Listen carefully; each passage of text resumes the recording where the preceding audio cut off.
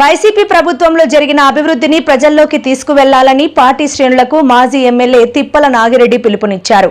GVMC 71వ ward శ్రీనగర్లో ward incharge Bhupathiraju Srinivasaraju ఆధ్వర్యంలో ఇటీవల వైసీపీ పీఏసీ సభ్యులుగా నియమితులైన తిప్పల నాగిరెడ్డి, రాష్ట్ర పార్టీ మహిళా ప్రధాన కార్యదర్శిగా నియమితులైన కార్పొరేటర్ భూపతిరాజు సుజాతలకు అభినందన సత్కార కార్యక్రమాన్ని ఏర్పాటు చేశారు.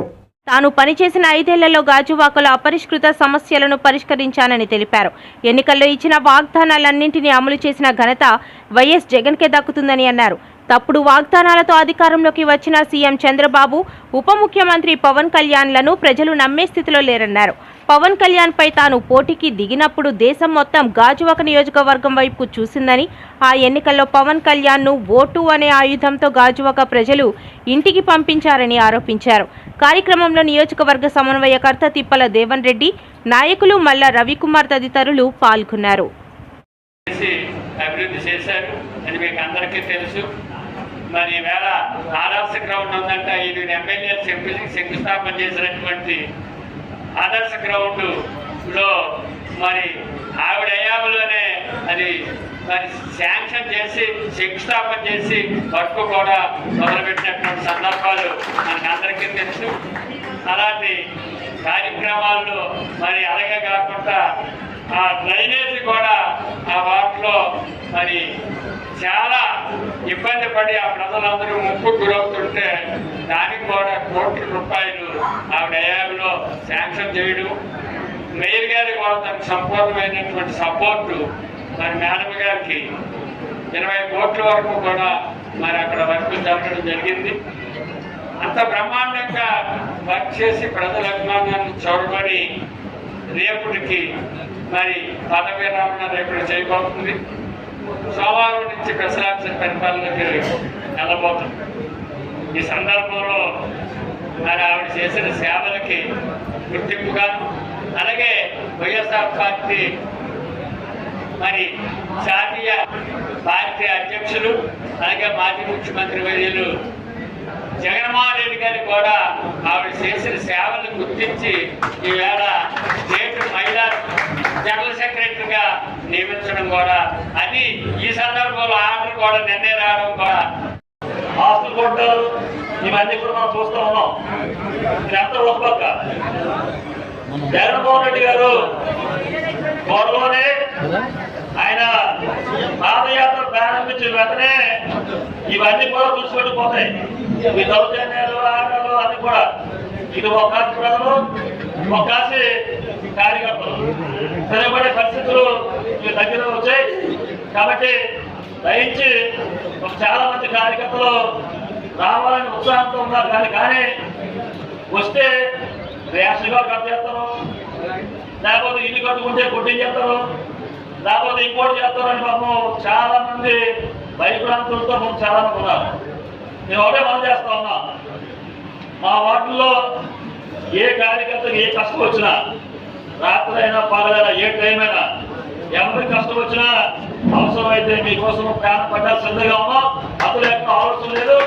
అలాగే అందరి కోసం మన నాగిరెడ్డి గారు, దేవరెడ్డి గారు కూడా మన ముందుంటారు. మనం ఎవరిని విమర్శ చేయడం లేదు.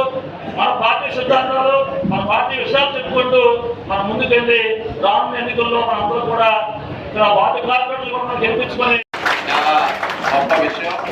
ఎందుకంటే ఈ పిఎస్సి సభ్యులు అన్న వాళ్ళు ఉన్నటువంటి మన వైఎస్ఆర్ పార్టీలో ఉన్నటువంటి రాజ్యసభ సభ్యులు, అదేవిధంగా లోక్సభ సభ్యులు, అదేవిధంగా మన పార్టీ అధికారంలో ఉన్నప్పుడు డిప్యూటీ సీఎంలు ఎవరైతే ఏడుగురు ఉన్నారో వాళ్ళు, అదే ముఖ్యమైనటువంటి ఈ యొక్క మినిస్టర్స్ ఎవరైతే మన ప్రభుత్వం ఉన్నట్టు మినిస్టర్ చేశారో వాళ్ళందరికీ కూడా, అందులో కూడా మినిస్టర్లు కూడా ఒక 6-7 ఈ యొక్క కమిటీలో స్థానం కల్పించారు. మరి అందులో మన ప్రాంతం నుంచి, మన విశాఖపట్నం జిల్లా నుంచి నాగిరెడ్డి గారికి ఇవ్వడం నిజంగా చాలా గర్వకారణం. ఎందుకంటే ఈ జిల్లాలో మొట్టమొదటిగా జగన్మోహన్ రెడ్డి గారు మరి కాంగ్రెస్ పార్టీ నుంచి బయటకు వచ్చినప్పుడు మరి కాంగ్రెస్ పార్టీ ఆ రోజుల్లో ఆ కుటుంబానికి ఏ విధంగా అవమానపరిచిందో అందరికీ తెలుసు. బయటకు వచ్చిన తర్వాత ఈ జిల్లాలో నాగిరెడ్డి గారితో పాటు కొంతమంది ముఖ్య నాయకులందరూ కూడా వైఎస్ఆర్ కాంగ్రెస్ పార్టీకి, అటు రాజశేఖర రెడ్డి గారి కుటుంబానికి అంతదందలుగా ఉన్నందుకు మరి అదేవిధంగా మరి జగన్మోహన్ రెడ్డి గారు కూడా 2 సార్లు అవకాశం ఇవ్వడం, మరి 2019లో మరి పవన్ కళ్యాణ్ గారిని ఇటు పల్లా శ్రీని గారిని మరి ఓడించినటువంటి చరిత్ర ఉన్నటువంటి నాయకుడు మన నాయకుడు నాగిరెడ్డి గారు. ఇప్పుడు వాళ్ళిద్దరు మెయిన్ కారణం మనకి శాసనసభలో తిప్పల నాగిరెడ్డి గారు నాకు తండ్రి లాంటి ఆయన ఇంట్లో ఉన్న మహిళల్ని బయట తీసుకొచ్చి నువ్వు పోటీ చేయాలని చెప్పేసి ఆయన ఎలక్షన్లో మేము కష్టపడ్డాం. మా భార్యాభర్తలోని మాతో పాటు మన లీడర్స్ అందరూ కూడా వైసీపీ కుటుంబం సభ్యులందరూ ఉండడంతోనే నాగిరెడ్డి గారు అంత మెజార్టీతో గెలిచారంటే ఆయన ఆశీస్సులతో మళ్ళీ నేను గెలిచానంటే మీ అందరి ఆశీస్సులు నాకు ఉన్నాయని చెప్పి నేను భగవంతుడు మనస్ఫూర్తిగా కోరుకుంటున్నాను. ఇలాంటి నా అన్నదమ్ములుగా అక్క చెల్లెలుగా అంటే జగన్ అని చెప్పినట్టు నేను చెప్పానని అనుకోవద్దు. నేను అందరినీ సోదరులుగానే భావిస్తాను. అందుకని ఆ భావంతో నేను చెప్తున్నాను. 73 అవని పాతది దేవనన్న గారు చెప్పినప్పుడు ఎలా చెప్పారు 61 వార్డు పాత వార్డు ఉండేది. ఆ 61 వార్డు ఇప్పుడు 3 వార్డులుగా డివైడ్ చేయడం వల్ల 73 వార్డులో ఇలా పోస్ట్ మనకి కార్పొరేట్గా సీట్ రాగానే నేను పెద్ద దగ్గరికి వెళ్ళి ఏడ్చాను. ఎందుకు మేము 61లో పనిచేస్తే మమ్మల్ని సార్ అమ్మోళ్ళు పడేశారు, పల్లవాళ్ళు పోటీగా మమ్మల్ని పడేశారు, మీరు కావాలని పడేశారని చెప్పి పెద్ద నాకు నేను తగ్గువాడేది ఎందుకు ఆ రోజుల్లో అంటే లేదమ్మా మీరైతే ఆయన పోటీగా నెప్పుతారు, మీరు కష్టపడతారు, జనాల్లో కూడా మీకు వస్తుందని చెప్పి ఆయన మాట ఇచ్చడం ప్రకారంగా ఈ రోజు మంచి మెజార్టీలో 73వ వార్డు నా అన్నదమ్ములందరికీ కూడా నా హృదయపూర్వక ధన్యవాదాలు మరీ చెప్పుకోవాలి. ఎందుకంటే కొత్త వార్డు అయినా సరే పోయిట్ రావడం మనందరికీ నాకది మంచిదే పోయిట్ రావడం. ఎందుకంటే గోపురాజు ఏంటన్నది ఆ వార్డు కొత్త వార్డు అయినా సరే మేమేంటన్నది ఆ ప్రజలందరికీ తెలిసింది 73వ వార్డులో. దానివల్ల తెలియడం వల్ల కోవిడ్లో మంచి సర్వీస్ చేయడము, ఆ రోజుల్లో మాతో పాటు ప్రాణాలకు ఎవరో లెక్క చేయకుండా మా వెనకాల మాకు సపోర్ట్ చేసిన మా అన్నదమ్ములందరికీ కూడా వాళ్ళకి కూడా ధన్యవాదాలు తెలపాలి. ఎంత చెప్పినా తక్కువే. ఆ టైంలో మనకి ప్రాణాలుగా పోయి అంతలా భయంకరమైన నుంచి మనల్ని చల్లగా ప్రజలందరూ ఆశీర్వదించాలంటే మరీ వాళ్ళందరికీ హృదయపూర్వక ధన్యవాదాలు. వాళ్ళు చెప్పిన మాట ఏదైనా వర్క్ పగలంగా పెట్టాలి అనేసరికి అలాగే వర్కులు మేము చేసుకొని వచ్చాం. జగన్మోహన్ గారి పుణ్యమా అందుకే ఈరోజు మహిళా కోటాల వల్ల విశాఖపట్నం అంతా కూడా మహిళలు ఎక్కువ కార్పొరేట్లకు కౌన్సిల్లో కూర్చున్నాం అంటే అందరికీ సరదాగా ఉండేది. ఎందుకని ఎప్పుడు అందరూ ఇంట్లో ఉన్న వాళ్ళమే అందరి మహిళలోని. అలాంటిది మా నాగిరెడ్డి గారు మా శాసనసభలు ఎలాగో ప్రతి నియోజకవర్గం నుంచి కూడా అలా ఆ శాసనసభ సపోర్ట్ చేయడం వల్ల ఈ రోజు మహిళగా మేము కౌన్సిల్లో అడుగు పెట్టాం. నెక్స్ట్ రాబోయే